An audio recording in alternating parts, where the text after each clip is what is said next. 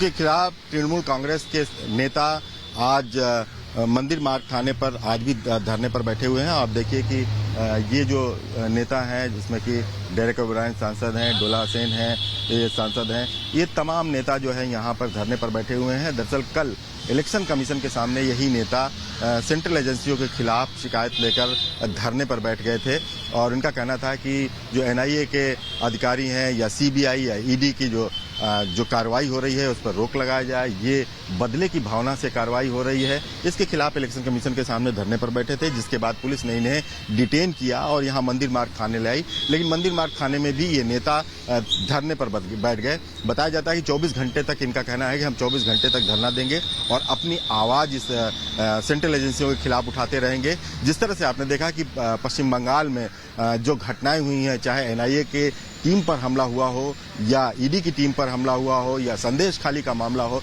इसको लेकर जब सेंट्रल एजेंसियां एक्टिव हुई और उन्होंने अपराधियों को पकड़ने की कोशिश की तो टीएमसी इसके खिलाफ खड़ी हो गई और पूरे राज्य में अब उस समय आंदोलन शुरू कर दिया। और एक तरह से कहा जाए कि जो आरोपी जिनको पुलिस पकड़ने गई थी, जिनको एजेंसियां पकड़ने गई थी, उनको बचाने की कोशिश की गई। लेकिन सेंट्रल एजेंसियों का कहना है कि वो अपना काम कर रही थी, जिसमें कि इस तरह से बाधा डाली गई है। और इसी मुद्दे को लेकर कि अब टीएमसी राज्य से बाहर अब दिल्ली में भी वो इस तरह के धरना प्रदर्शन करके ये बात रखना चाहती है कि वाकई में उसके खिलाफ इस समय जो कार्रवाई हो रही है वो बदले की भावना से हो रही है।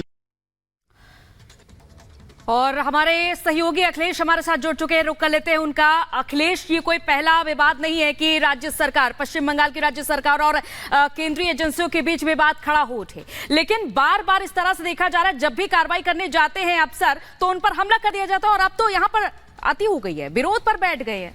इसे कैसे देखा जाए? देखिए, अगर देखा जाए तो क्या हमले को सवाल उठता है कि क्या हमले को जस्टिफाई करने की कोशिश है? क्या ईडी पर जो हमला हुआ उस अधिकारी के जिस तरह से घायल हुआ, क्या उसको जस्टिफाई करने की कोशिश है?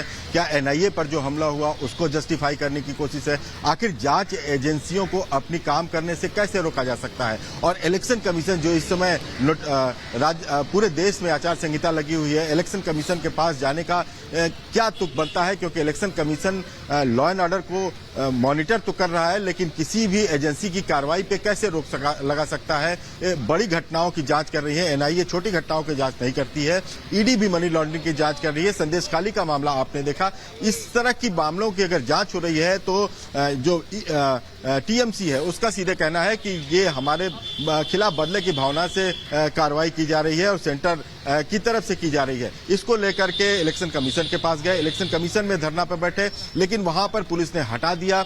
और वहां जब मंदिर मार्ग थाने ले आई तो आप देखिए कि मंदिर मार्ग थाने में यहां सारे नेता अभी भी धरने पर बैठे हुए हैं और जिसमें कि डेरेक ओब्रायन दिख रहे हैं, डोला सेन दिख रही हैं, तमाम दूसरे नेता हैं जो आपस में गुफ्तगू कर रहे हैं। इनका कहना है कि हम 24 घंटे तक ये धरना देंगे और अपनी बात रखेंगे और उसके बाद अगर ये सरकार नहीं मानती है तो हम कोशिश करेंगे कि आगे हम अपनी रणनीति का खुलासा करेंगे। इसके लिए हम प्रेस कॉन्फ्रेंस भी कर सकते हैं। तो ये सारी चीजें इनकी है, लेकिन सवाल यही है कि क्या किसी एजेंसी की जांच जो होती है, जिसमें सबूत है, सबूत को लेकर के एजेंसी जांच कर रही है, उस जांच के आधार पर क्या ये कहा जाए कि आरोपियों को छोड़ दिया जाए और एजेंसी के जो चीफ हैं या एनआईए के चीफ हों, ईडी के चीफ हों, सीबीआई के चीफ हों, उनको बदल दिया जाए?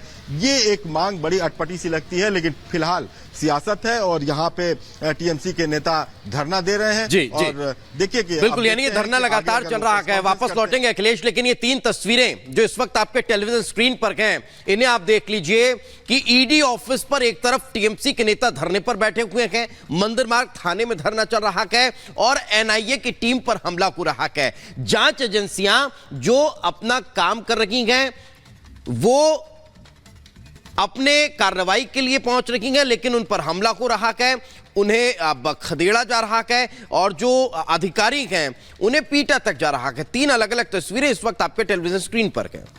बिल्कुल, ये तस्वीरें आप देख पा रहे हैं कि इलेक्शन कमीशन ऑफिस के बाहर ये तमाम सांसद धरना देने के लिए बैठे हुए हैं। मंदिर मार्ग पुलिस स्टेशन के बाहर धरना देने बैठे हुए हैं और किस तरह से 5 अप्रैल को एनआईए की टीम पर हमला होता है। पश्चिम बंगाल के भूपति नगर मामले में जब एनआईए की टीम जांच पड़ताल करने पहुंची थी और यहां पर मेदिनीपुर में एनआईए की टीम पर हमला होता है और अफसर चोटिल हो जाते हैं। और इससे पहले भी 5 जनवरी के दिन ईडी की टीम पर भी हमला हुआ था। और अब जो ये सांसद और पूर्व सांसद धरने पर बैठे हुए ये मांग कर रहे हैं कि एनआईए की डीजी और सीबीआई और ईडी के डायरेक्टर को वहां से हटा दिया जाए। दिपेश, हमारे साथ अखिलेश जुड़ गए हैं। अखिलेश, यहाँ ये समझना चाहेंगे कि कहीं ना कहीं कि यार ये प्रेशर बनाने की कोशिश की जा रही है कि आप ईडी, सीबीआई, एनआईए के डायरेक्टर को हटा दीजिए और जो पूर्वी मेदिनीपुर में हुआ है उसे लोग भूल जाएं।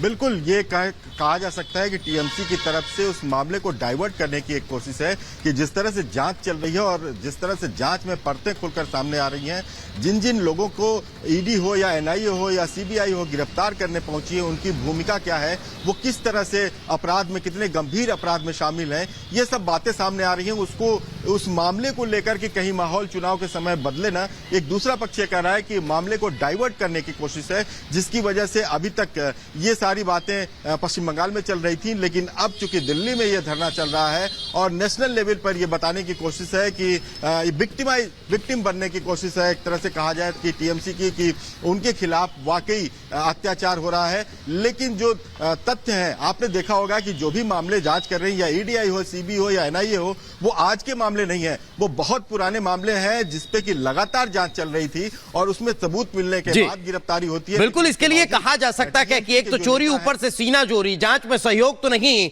उल्टा जांच अधिकारियों को ही मारा जा रहा है, पीटा जा रहा है। बहुत बहुत धन्यवाद अखिलेश इस तमाम जानकारी के लिए। चलिए आगे बढ़ते हैं और अब बात करते हैं चुनावी सरगर्मी की। चुनावी सरगर्मी तेज है और राजनीतिक दल और नेता अपने अपने चुनावी प्रत्याशियों को जीत दिलाने के लिए चुनाव मैदान में उतरे हुए हैं। लेकिन इसी दौरान राहुल गांधी भी कहीं ना कहीं चुनाव रैली करने पहुंचे तो शहडोल में फंसते हुए नजर आए। दरअसल राहुल गांधी चुनाव प्रचार के लिए शहडोल पहुंचे थे और उनका हेलीकॉप्टर उड़ान ही नहीं भर सका। कहा तो यह जा रहा है कि तकनीकी खराबी की वजह से हेलीकॉप्टर नहीं उड़ा, लेकिन एक तरफ यह बात भी निकलकर सामने आ रही है कि हेलीकॉप्टर का फ्यूल खत्म हो गया था। यह एक बड़ी वजह हेलीकॉप्टर न उड़ने की रही। आपको बता दें, चुनावी रैली को कंप्लीट करने के बाद राहुल गांधी हेलीकॉप्टर में सवार हुए, मगर एकाएक हेलीकॉप्टर ने उड़ान नहीं भरी तो फिर उन्हें वापस उतरकर एक होटल जाना पड़ा और पूरी रात राहुल गांधी को शहडोल के ही एक होटल में गुजारनी पड़ी। तो देखिए, एक तरफ राहुल गांधी का हेलीकॉप्टर तो नहीं उड़ सका, लेकिन राहुल गांधी पर शिवराज सिंह चौहान ने चुटकी लेते हुए कहा है कि राहुल के हेलीकॉप्टर का फ्यूल खत्म हो गया है। ये कहना है शिवराज सिंह चौहान का। उन्होंने आगे कहा कि कांग्रेस का भी फ्यूल खत्म हो गया है और कांग्रेस का भी हेलीकॉप्टर टेक ऑफ नहीं कर पाएगा। इस तरह से उन्होंने चुटकी लेते हुए तमाम बड़ी बातें कही है। तो एक तरफ राहुल गांधी का जो हेलीकॉप्टर था वो टेक ऑफ नहीं कर सका और दावा कांग्रेस की ओर से किया जा रहा है कि तकनीकी खराबी हो गई थी, लेकिन बीजेपी ने दावा किया दूसरी तरफ कि इंजन ही खत्म हो गया था, फ्यूल ही खत्म हो गया था।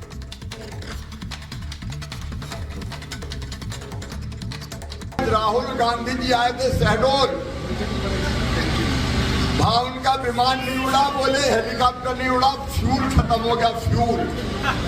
तो मैं इनका कांग्रेस का ही फ्यूल खत्म हो गया तो राहुल जी हेलीकॉप्टर में फ्यूल कहां से आया? फ्यूल खत्म होने के कारण राहुल गांधी का विमान टेक ऑफ नहीं हुआ,